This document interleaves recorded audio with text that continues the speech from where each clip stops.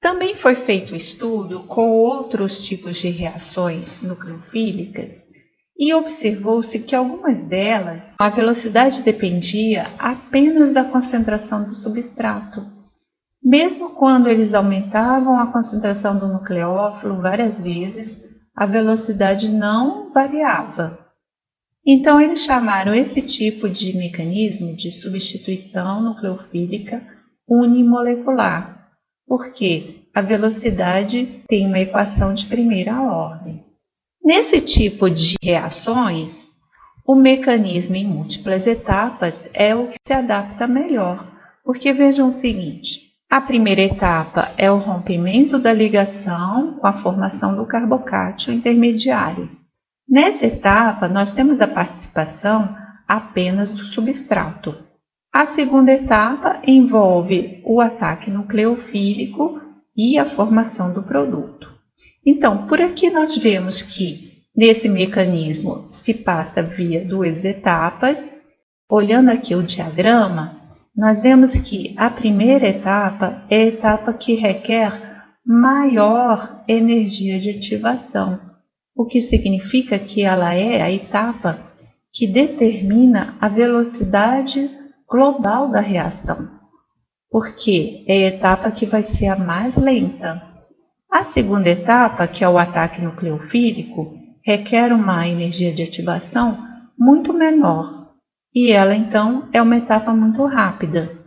Então vejam que, como a primeira etapa é a etapa que realmente determina a velocidade e ela se passa com a perda do grupo de saída, ou seja, apenas o substrato está participando dessa etapa, é por isso que a velocidade depende apenas da concentração do substrato e é por isso que nós chamamos esse mecanismo de mecanismo SN1. Ou seja, substituição nucleofílica unimolecular. Quando foram comparados os aletos de alquila nesse mecanismo, o que se observou que o mais reativo é o aleto terciário, depois o secundário, o primário e a metila, o aleto de metila que nem reage por esse mecanismo. Vamos entender o porquê que existe essa tendência. Olhando aqui, nós vemos que esse mecanismo se passa via carbocátions. E a estabilidade dos carbocátions vai ser muito importante quando ocorre esse mecanismo. Porque veja o seguinte, conforme aumenta o número de grupos alquil, nós vemos que aumenta a estabilidade do carbocátion. Olhando aqui essas figuras, nós vemos que no carbocátion formado a partir de um aleto de metila, o carbono está muito positivo.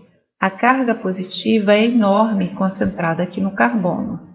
Conforme ele ganha grupos alquil, a carga começa a diminuir, ela começa a se espalhar pelo cátion. Como que acontece isso? Lembrando da geometria de um carbocátion, nós vemos que ele é triangular planar e o orbital vazio é um orbital P que está perpendicular ao plano desses substituintes.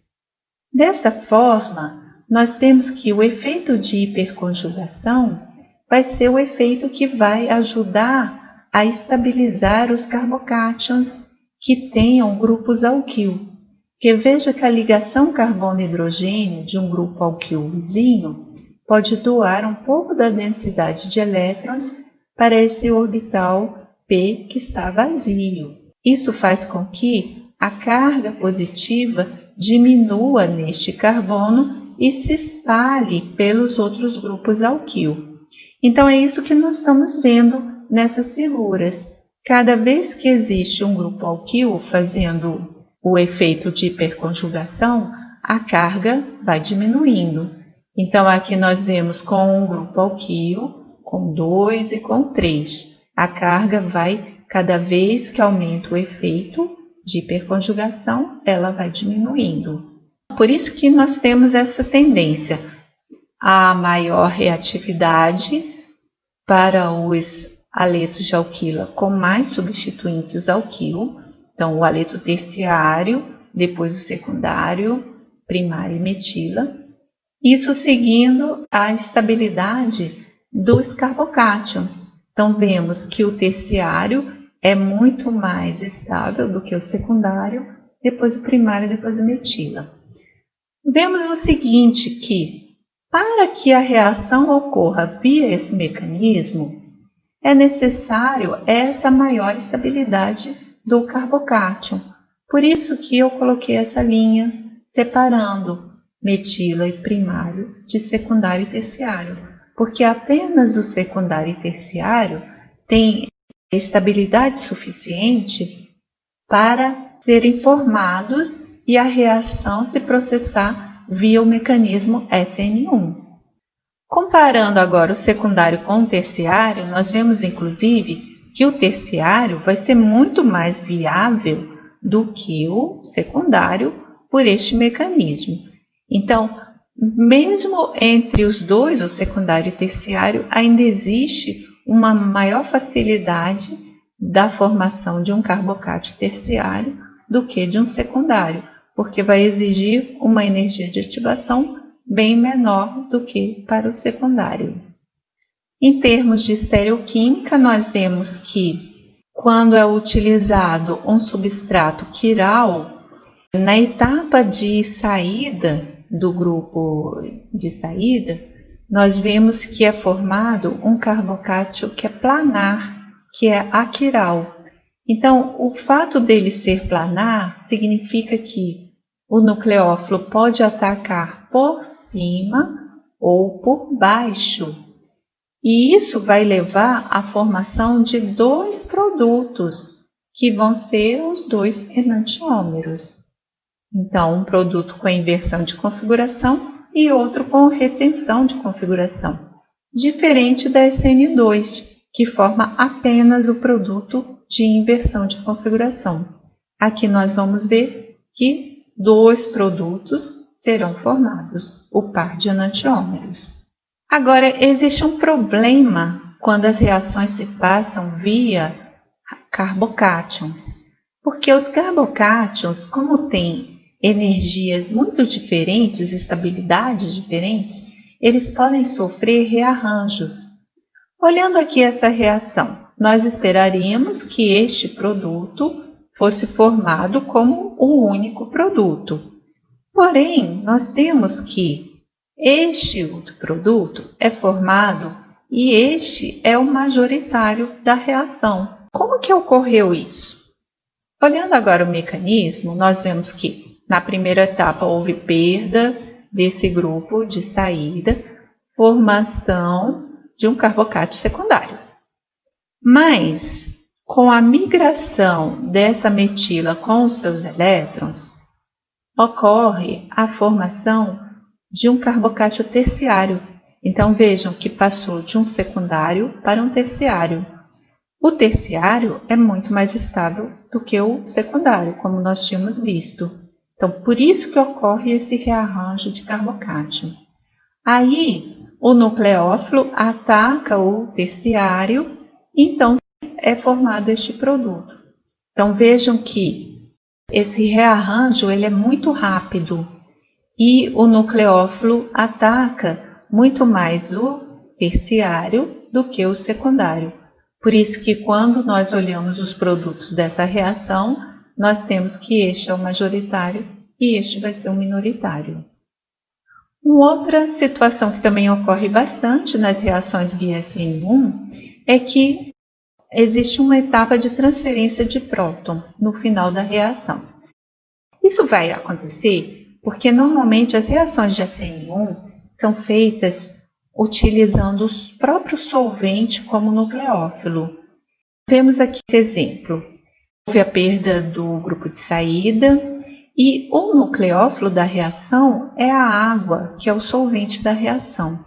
Então, forma-se a ligação do carbono-oxigênio, mas vejam que o oxigênio tem 2 hidrogênios ligados a ele e por isso ele está com uma carga positiva. Para chegar ao produto final, que é o álcool, é necessária essa etapa de transferência de próton. E aí, então, é formado este produto. O que nós vemos aqui é que, ao invés da reação ter apenas 2 etapas, ela ainda vai ter uma etapa adicional de transferência de próton. Mas essa etapa ela é muito rápida, então a velocidade da reação ainda vai depender da perda do grupo de saída. Ela ainda continua sendo uma reação de SN1, onde a concentração do substrato é que vai influenciar a velocidade da reação. Então, essa é a etapa lenta, rápida e rápida. Não tem problema ter mais essa transferência de próton, porque ainda vai ser uma etapa rápida. Então, não muda o mecanismo SN1. Também temos reações onde pode ocorrer uma transferência de próton no início e uma transferência de próton no final e, às vezes, também alguns rearranjos de carbocátion. Então, como vemos nessa situação, onde um álcool foi transformado num éter. Aqui é necessário uma transferência de próton, ou seja, a protonação do álcool, para formar um bom grupo de saída, que vai ser, no caso, a água.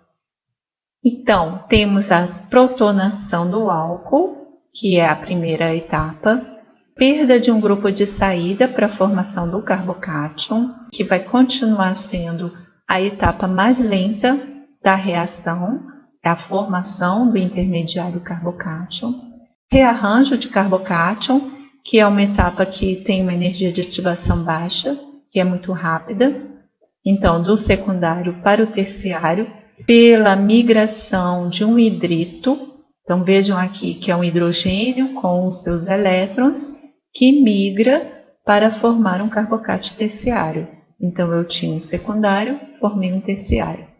Nesse terciário é que ocorre o ataque nucleofílico. O produto aqui ele tem o oxigênio protonado. Então, com a retirada desse próton é que nós vamos formar o produto. Vejam que nessa reação nós temos ao todo 1, 2, 3, 4, 5 etapas. Porém, a etapa que continua determinando a velocidade da reação é a formação do carbocátion. Então, continua sendo esta a etapa mais lenta da reação e que depende do substrato, ou seja, continua sendo o mesmo tipo de equação de velocidade, velocidade que depende apenas da concentração do substrato, ou seja, a SN1. Todas as outras etapas vão ser etapas rápidas, transferência de próton, rearranjo de carbocátion e ataque nucleofílico. Na próxima parte desse módulo, eu vou explicar quais são os fatores que afetam essa velocidade da reação, tanto para SN1 quanto para SN2.